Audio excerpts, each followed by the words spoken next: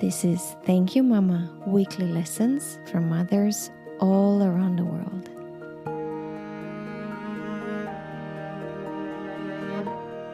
Hello and welcome to Thank You Mama. My name is Anna Tider. My guest today is Valarie Tutuh. Valarie is joining us from Greensboro, North Carolina. She's a serial employee and entrepreneur and a mother of two. I read somewhere, stalking you, or let's say researching you, that your youngest just turned 18. So I'm guessing Yes, you're 19 actually. 19 in 19. March. Oh, wow. Yes. And I'm excited to talk to you, Valarie, because you are juggling so many things. You are an account manager at a pharma company, but you also are an owner of a very beautiful boutique called Tutuh. And I read something about a protection agency, and I'm excited to learn more about that as well.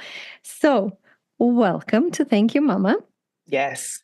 And before Mama, let's talk about you. Can you tell me a little bit about your journey and how do you do all of this at the same time? I don't know if doing is the correct word, but I'm Valarie Tutuh. So I was originally born in Washington, D.C. And so that's what I consider home to me. My parents were from Virginia, so I ended up going back when they moved home. I have lived, obviously, in the D.C. area, in Atlanta. I've lived in Charlottesville, Virginia, and most recently Greensboro, North Carolina. And I have two boys, 21 and 19, who is my entire world. We consider ourselves a triangle. And then I have recently became an owner of an Australian Shepherd and Poodle, an Aussie Doodle, which is a whole nother story for another podcast. But Valarie, tell me, if I may ask, because you said you're a triangle, are you a single mom? Have you raised them by yourself on top of doing all of the other things you're doing? Yes, I have. Oh, So wow. we have been, I think, since the age of 6 and 4, I've raised my two boys, and they have traveled with me to these various locations. And so we are exactly what I just said, a triangle. And sometimes that point shifts depending on it. I'm not always at the top, yeah. so I've learned a lot from them. Yeah. Are they as hardworking as you are? Yes, probably. They're still figuring themselves out, but they have their hands in a lot of different buckets. They both work 2 jobs. They both help me at the store, and they're both at students at the local community college. Fantastic. Wow. Great boys. Yeah. So tell me about all of it. Tell me about the pharma and what led you to that. Yes.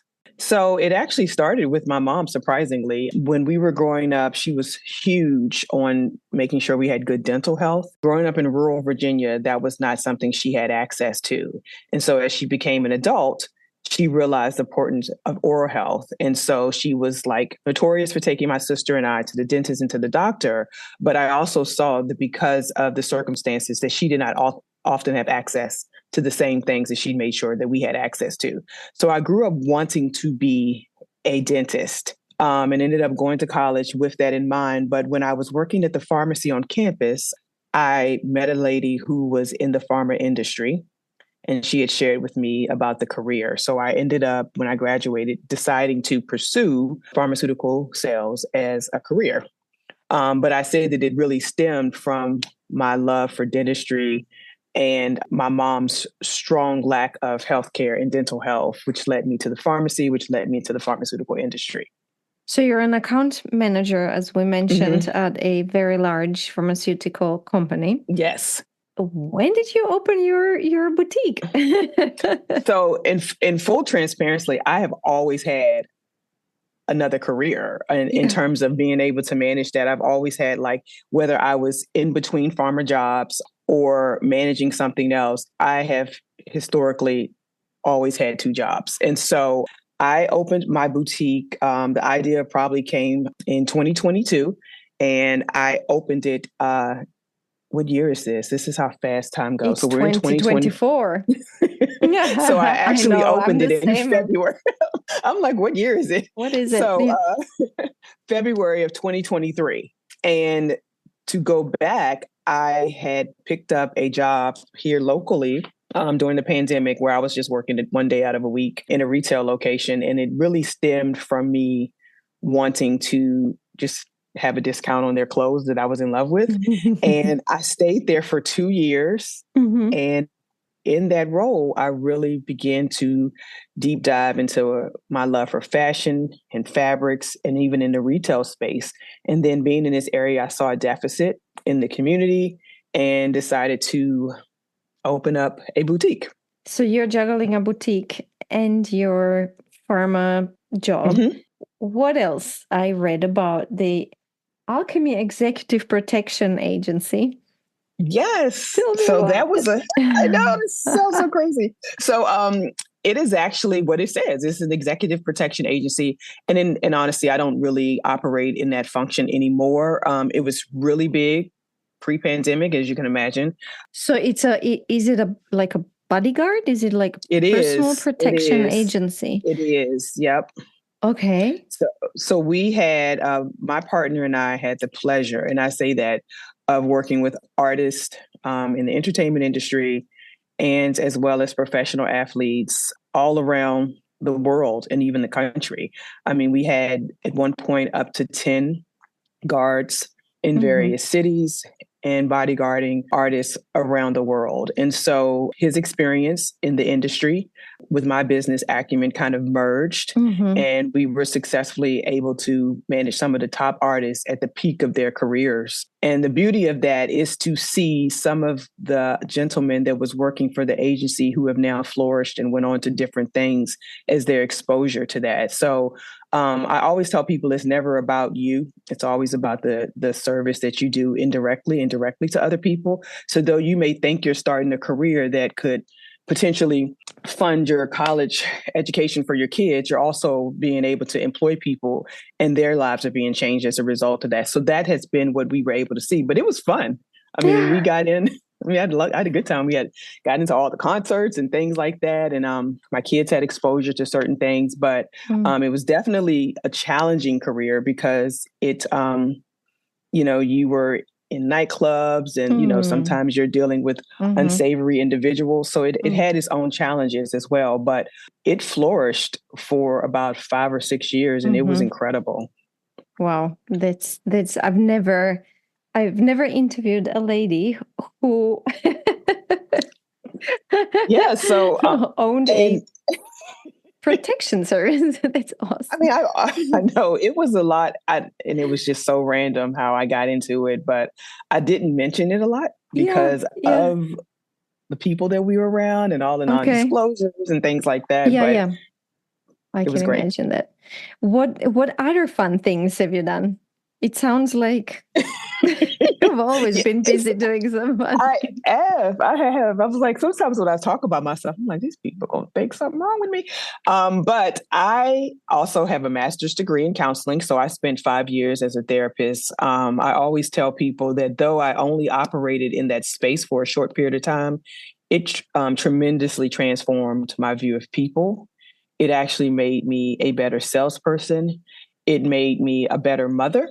And it also helped me even in my relationships, not only with my own mother, but in relationships with other people, because you really do study people. And so though I don't operate in that capacity, the skills that I've learned have been transferable even into the sales space. I became a better sales rep because I was able to learn more about my customers and understand the value of trust. That's what you deal with as a counselor, as well as relationship building. Valarie, hearing all of this, and being a mom, here's the trick question.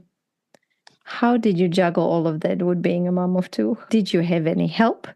So when I was in Atlanta, I really relied on relationships with the friends.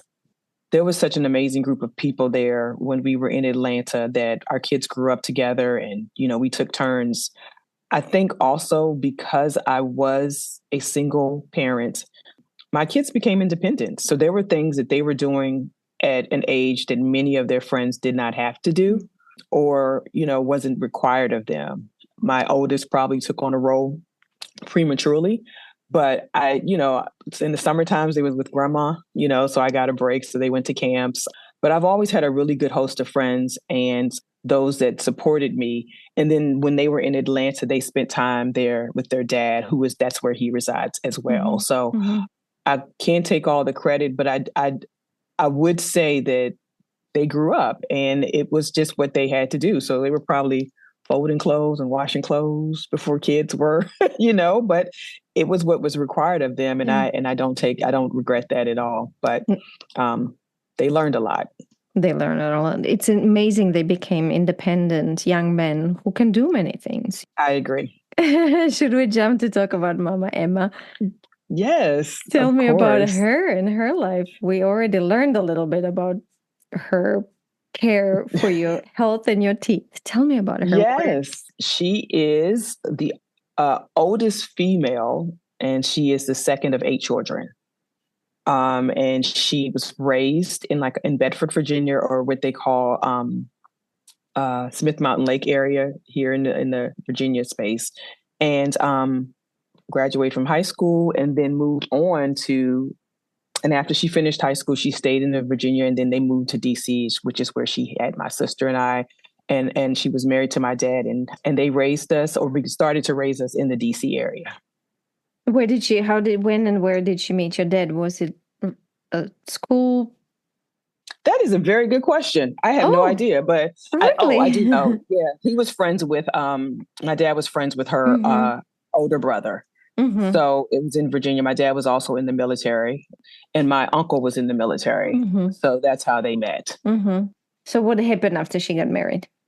She ended up, from what I understood, she actually was a seamstress, which we can full circle that moment. But and she worked in a sewing shop in DC. She later decided to stay at home, and she took care of me and my 2 cousins while my aunts worked. So she was a caregiver for most of my life, and actually stayed at home until my parents decided to move back to Virginia. Okay. So she took care not only of her own 2 children, but her sister's 2 children. Yes. Okay. How is she now? So my mom lives with me. She lives with you. That's fantastic. She lives with me. Lucky you. Yes. So this probably happened as a result of the pandemic. Yeah. She was in Virginia, and I decided that it was probably best that she was closer. There weren't many people in Virginia. Her siblings, for the most part, still live in the DC area. Mm-hmm. And my sister and I had moved away. So she moved originally down the street from me in Greensboro. And then during the pandemic, she actually moved in with the boys and I. She's been living with us since then. That's great. That's fantastic. Yeah. Did your father pass away, or? My father passed away about 13 years ago, and she was a caretaker for not only him, but as well as her mom before she passed as well. Oh, wow. So she just took care of the whole family. She did. And she was always doing something for someone else. Yeah. I hear that way too often. I know. Yes. But let's jump into the lessons. What have you learned from her? So I think the things that I've learned from my mom have been indirectly. She hasn't said a lot, but one of the things that she always would say is just to be able to take care of yourself. And though she never admitted that it was a regret of hers, I think that she did regret not having the capabilities from a financial standpoint, as well as from a career standpoint, to be able to take care of herself. She was very dependent on the finances and the structure that my dad provided. And I think in hindsight, it would have been something that she would not have wanted. And I'd like to say inadvertently, it probably created what you see today in me, someone who overworked, overachieved, who didn't really have a lot of limitations on what they thought they could or couldn't do. And I think that was directly a result of the things that she shared and some of the things that she was not able to accomplish herself. I think that she instilled that in my sister and I. So that was one of the greatest lessons that she shared with me, is to be able to always take care of you and your children. I'd like to add that when you look at the flip side of it, sometimes being raised super independent has its downfalls. And I think that there should always be a balance in you being able to be responsible for yourself and your responsibilities, but also understanding that there is other people that can carry that load for you. And understanding how to balance that as you grow up as a young lady is equally as important as being independent. Mm. Valerie, you said she never really told you this directly. How do you think you learned this lesson? Only by looking at her life, or would she Mm-hmm. say it in some or model it in some other way? Would she especially push you towards independence? I think she said it, as I recall, one time, but I think it was more of my observation of her inability to make choices. She did not drive most of my life. She didn't drive, and really until my dad had a stroke and she was forced to Mm-hmm. go get her license. And so when you look at that level of dependency, it it almost inadvertently makes you not want to be that dependent, And so she never said, get your license, but I Mm-hmm. knew Yeah. Yeah, that I that was something to understand. do. Yeah. Yeah. So I think Yeah. it was an indirect Mm-hmm. lesson that was taught. Yeah. Yeah. Any other big lessons? She always thought that education was very important. And even though she wasn't formally educated, neither one of my parents went beyond the high school education level. Not so much in the sense of formally being educated, but continually being educated, whether it was through life lessons. And so never giving up on the opportunity to learn. Again, she wasn't formally educated. And I think that had limitations on her ability to achieve certain things that she wanted to achieve. My mom was very domesticated. And Mm-hmm. so Mm-hmm. she stayed at home and cooked and cleaned, but she never explored anything else outside of the house. And even in her being domesticated, that was something that I was just not impressed with. Like, how do you just like stay at home all day and like clean up and cook? Like, that wasn't something that I was impressed with her. In hindsight, I didn't understand how hard that job was, having worked outside the home and having to work inside the home. Yeah. But as a young lady, it wasn't something that I found impressive. And I don't think she was impressed with herself either. I just wanted to ask you this because I do Yeah. sometimes hear about moms who are stay-at-home moms and they just love it. It's like we children were my mom's whole life and she was so happy being at home. But then I hear about moms who either secretly and open or openly regretted it, that that was their whole life, that they didn't have a life outside of the home. Yeah, I think that she never would admit that. I think maybe she feels like it would hurt us. Um, Yeah, yeah. but I have found that because of that, I felt like she lost herself in many ways. Her siblings were all working outside the home, and I think that Mm, there was a lot of advancement either in their careers or financially that she was never able to obtain. But I also think she truly loved being with my sister and I. She mm-hmm, truly mm-hmm, loved cooking. I mean, she is mm-hmm, arguably one of the best cooks in the family. And I think it's mm-hmm. because she spent time, like, working on that craft. And she was also the family, like, seamstress. Yeah, So, but yeah, she was only able to do that because she did not have an external career. yeah, yeah.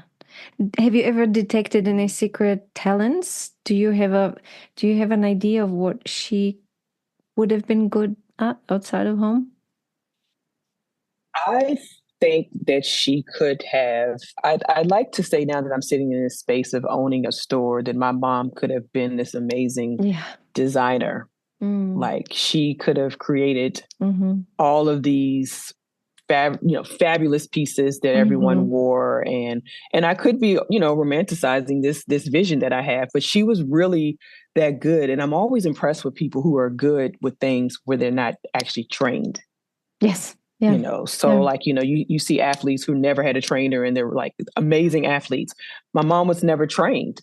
She was making curtains and, redoing upholstery and making my prom dresses and all of these Mm-hmm. things that she had no true skill in, and was very precise and particular and Mm. accurate about it.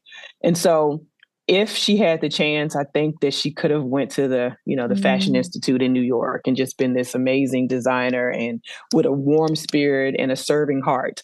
But, that was not afforded to her. Yeah. And I don't think she believed enough in herself to be able to push past any of her circumstances to Mm. do that. Mm-hmm. Do we have a third lesson? I remember when this is so personal. I remember when I was in college and my mom shared with me about dating. And she told me I was dating this young man, and she said, "This is not a mark on him, but you and him are not on the same level, and you should leave him." Now, mind you, this is someone who, in many ways, though I love my father, probably should have left my dad. So, again, these are lessons that she was sharing with me that I felt she wasn't living. Okay. And so I was like, I'm not leaving him. Blah, blah, blah. And so, you know what she's talking about is as we all feel as young adults Yeah. and young women, Yeah, you know, we do. in early teen. But in hindsight, there were things that my mom had told me or had seen that didn't have enough wisdom to see at that time. She was And so, reading situations correct, and people. that were, you just don't have the wisdom sometimes to see that. And she had the wisdom. Wisdom that I would say I probably did not fully respect at the time to see what I was not able to see.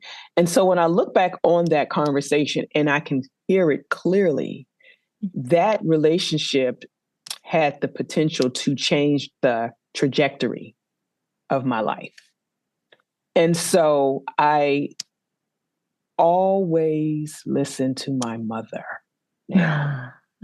I do. If she says something, I believe that there is love behind what she says and not trying to put me in some sort of misery pool. And so and it really was because of that. So when she says, or when she has a read on someone, I listen to it. And ever since then, when I'm dating someone, you know, if she says something, you know, I do weigh it because sometimes, you know, parents become a little bit, you know, objective in how they, you know, see things. But she has almost always been right about an individual. And I never discount, let me say, I never discredited. I may not always bear the weight of it, but I don't discredit it because it was that situation that probably could have changed some certain circumstances for me had I listened to her. And I do know she was speaking from a space of, I wish that I could have done what I'm or I should advising have you done. now. Yeah. And so she never said it that way. Yeah. You know, I think that Do you as think that we, would have helped? I'm sorry to interrupt you, but yes, it's I interesting being a mom absolutely. if she admitted her own fault or her own situation and said, listen, I've learned this from myself, and I think for this and that reason, this person's not good for you. That would have helped. I think it would have helped. And I, as a mom, have tried to come from a place of full transparency. There are things that I was embarrassed about, choices I made. I Yeah. shared every single one of them with my children, Yeah. not because I wanted to tell them what to do, but because I wanted them to be in a space where they realize that I have too made mistakes. Yeah. And because I've made those mistakes, I'm sharing them with you because I have always shared that life is too short to make your own mistakes. Sometimes you have to make and observe the mistakes of others close to you, you know, in order to make greater decisions or better decisions for yourself. And so, yes, I do think that if she had said, this is where I was, this is how I lived. But I also think that the generation before us was not in a space where mental health was as accepted. Communication with your children was, you know, what you did. It was more so a hierarchy situation versus a ladder relationship that we now see in the generation that I'm in with our children. Do you have any other lessons you'd like to share? I mean, I think another thing I observed is that she was a servant, you know, and so I find myself in my relationships serving, you know, and I even mentioned it when I was talking about the executive protection. I realized that it was bigger than me. The store that I have is bigger than me, though it's great to have pretty clothes. But to me, it's more about serving the community and being able to have someone walk out of my store saying, you know what, I feel amazing. Or them calling back and said that outfit that you know, we dressed or we styled that day, my husband hadn't seen me in anything like that. And it made me feel rejuvenated. To me, that's a form of serving. And my mom does that in so many ways in her life without ever getting any recognition. She's not in the forefront, a button to pop off and she'll sew the dress, she'll sew the button on. 77 years old, And so I think that though she never talked to me about what it was like to serve others, I saw her do that in many capacities in my life.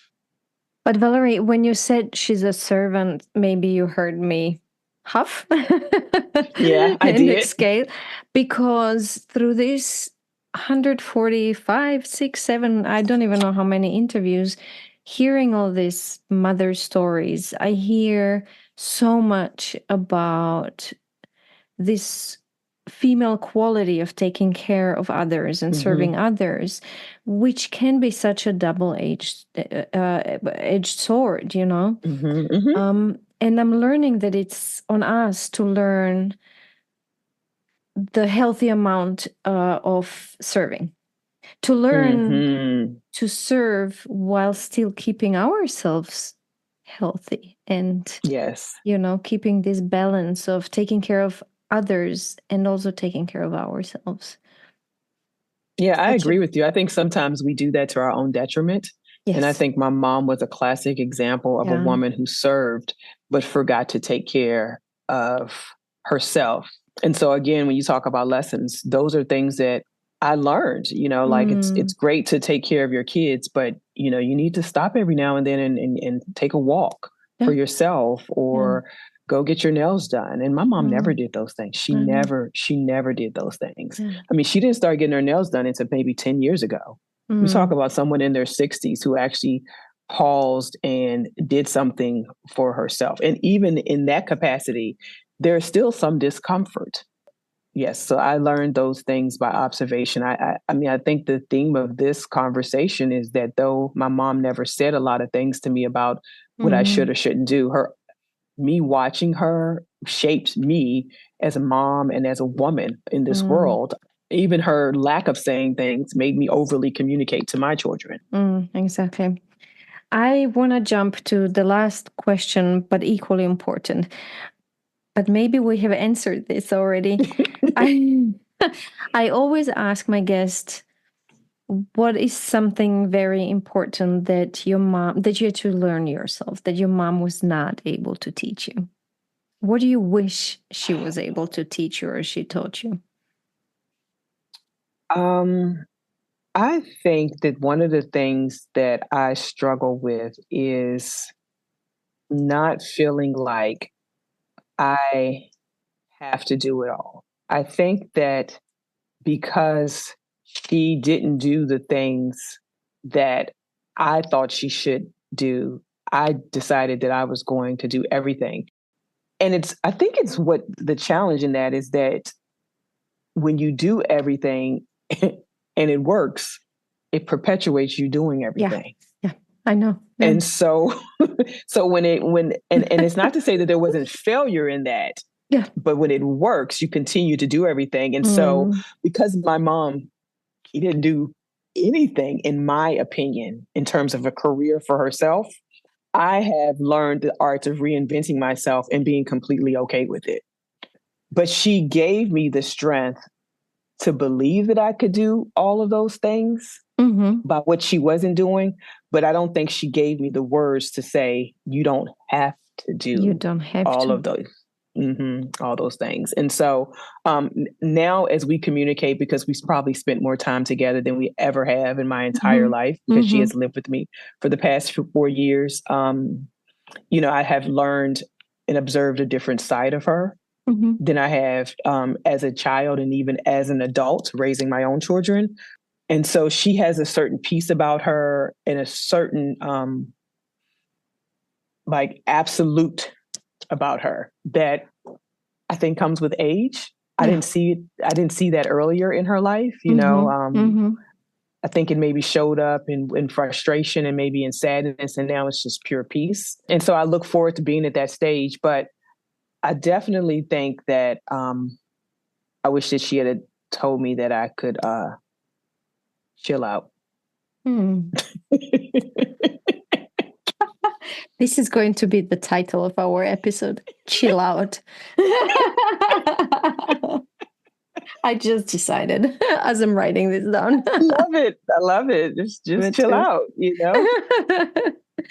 How important is that, isn't it? It is. It's two simple words that may be kind of antiquated Yeah. in where they originated from, but it's the truth. Just, chill. Yeah. I love it. This was the cherry on the top. Valarie, let's quickly recap. Beautiful lessons. And I love it how you very, I don't know how to put it in words, but you gave them to us in a very simple, easily understandable way. It's Oh, not too good. much. Yeah. First, I have take care of yourself and your children. But it's interesting because even then you talked about the last lesson we talked about, which is you said, but accept that other people can also take part of this. So you already mentioned this idea of we don't have to do everything. The second is the importance of education, but also I love that you mentioned life lessons, continuously learning from life and everything it has to offer. Lesson number 3, you were talking and I was trying to figure out how to put it as a lesson. I put it as listen to your mom because they do Yeah. carry a certain wisdom. And at the end of the day, they do come from a place of love. Something you didn't, I think, mention directly as a lesson, but I really distilled it out of what you were talking about is admitting your mistakes to your children and learning, but also teaching from these. And then we talked about serving others and finding the right balance between serving others, but also taking care of yourself. And finally, at the end, talking about something she was not able to teach you. Chill out. You don't have to do it all, which I just love because women nowadays really stand under a lot of pressure to prove to themselves and others that we can and we can. But as you say, the moment we prove we can, we already come in this perpetual thing where then we just can't stop. We're just, yeah. Yeah. I mean, it's funny that you say that. A friend of mine started a business and she was like, how do you balance, not me in general, she Yeah. posted with, Yeah. and keep all the plates spinning. And I told her that they fall. They fall. You pick the plates back up, you glue them together, and you eat Yeah. lunch off of them. Yeah. Because Yeah. it's going to happen. And so for us to think that we have to keep all the plates spinning is lying to ourselves. You don't have to do that. And that was part of the chill out. Yeah. Fantastic. Valarie, thank you so much for being my guest. I will put a link to your beautiful boutique in our episode notes. Thank you. Yes. And to your Instagram profile. So my listeners who would like to learn more about you and see what beautiful things you're working with right now, they can take a look. Thank you. I appreciate that. It was so nice to meet you. Thank you for the opportunity to share my story and a little bit about me to the world. So I'm very grateful. Thank you for being my guest and sharing your mom with me. Yes, yes. Of course. Thank you, Mama. Thank you, Mama. If you enjoy Thank You, Mama, and want to help it grow, please take the 2 seconds to leave a 5-star review on Apple Podcasts. It really helps. If you'd like to get in touch, you can send me a mail at info@thankyouMama.net. You can also find me on Instagram, Facebook, and Twitter under Anna Tider, that's Tajder. This was Thank You Mama. Come back next week, subscribe, and tell your friends.